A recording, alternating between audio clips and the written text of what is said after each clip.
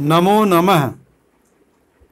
आज हम लोग षष्ठी कक्षा रुचिरा प्रथमो भाग षष्ठः पाठ समुद्र तटः का अंतिम अनुच्छेद का अध्ययन करेंगे। सर्वप्रथम हम कुछ कठिन शब्दों को देखते हैं जिससे संस्कृत शब्दों को पढ़ने में सहजता हो।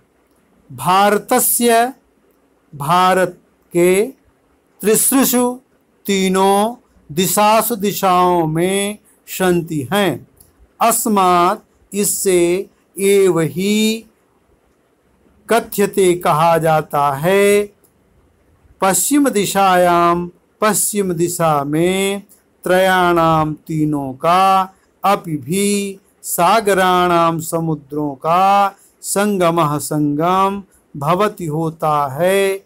अत्र, यहाँ, पूर्णिमायाम, पूर्णिमा में, चंद्रोदयः, चंद्र धन उदयः, चंद्रोदय, सूर्यास्तम, सूर्य प्लस अस्तम, युगपदम एव, युगपद प्लस एव, द्रष्टुम, दृष्टुमुन, शक्यते, हो सकता है। अब इसका अर्थ हम लोग देखते हैं। भारतस्य त्रिसृषु दिशायाम समुद्र तटाः सन्ति। भारत के तीनों दिशाओं में समुद्र तट है।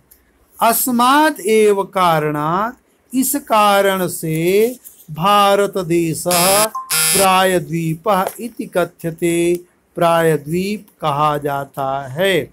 पूर्व दिशायां बंगोपसागर, पूरब दिशा में बंग सागर, दक्षिण दिशायां हिंद महासागर, पश्चिम दिशायां च अरब सागर है अस्ति, पश्चिम दिशा में अरब सागर है।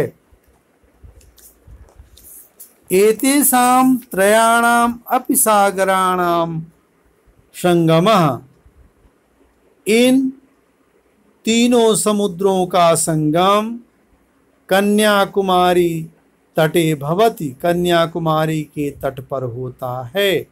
अत्र पूर्णिमायां चंद्रोदयः, सूर्यास्तम च युगपदम एव द्रष्टुम शक्यते। यहाँ पूर्णिमा के दिन चंद्रोदय और सूर्यास्त को एक ही साथ देखा जा सकता है। इसके पश्चात हम लोग अभ्यास कार्य करेंगे। प्रश्न संख्या 1, उच्चारणम कुरुत, उच्चारण कीजिए। तरंगैः मत्स्यजीविनः विदेशिक पर्यटकेभ्यः संगमः त्रिसृषु वैदेशिक व्यापाराय प्रायद्वीपः बंगोपसागरः चंद्रोदयः। प्रश्न संख्या 2, अधोलिखितानां प्रश्नानां उत्तरं लिखत। अधोलिखित प्रश्नों का उत्तर लिखिए। पहला प्रश्न है, जनाः काभिः जलविहारं कुर्वन्ति। जनाः नौकाभिः जलविहारं कुर्वन्ति। दूसरा है, भारतस्य दीर्घतमः समुद्र तटः कः। भारत का सबसे बड़ा समुद्र तट क्या है। भारतस्य दीर्घतमः समुद्र तटः मेरीना तटः।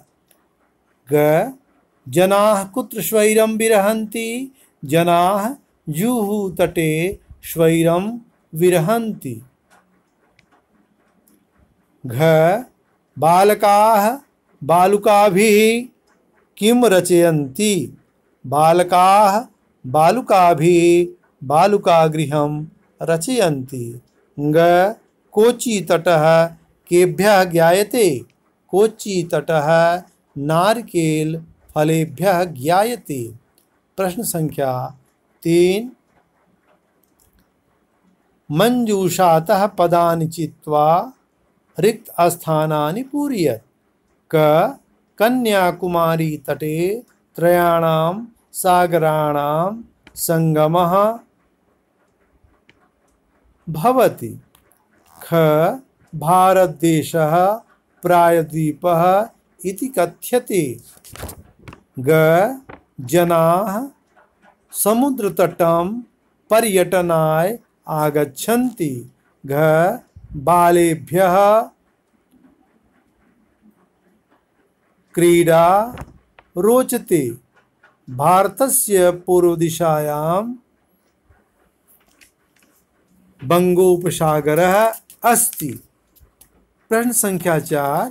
यथा योग्यं योजयेत्।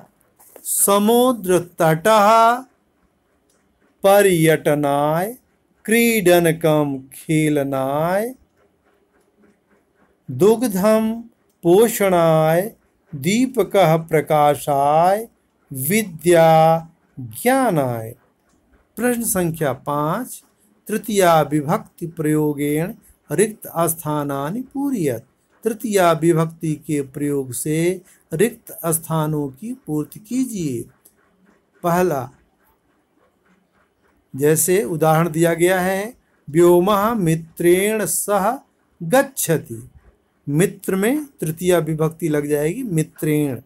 ऐसे ही क बालकाः सह पठन्ति। आगे बालिका दिया गया है तो बालकाः बालिकाभिः सह पठन्ति।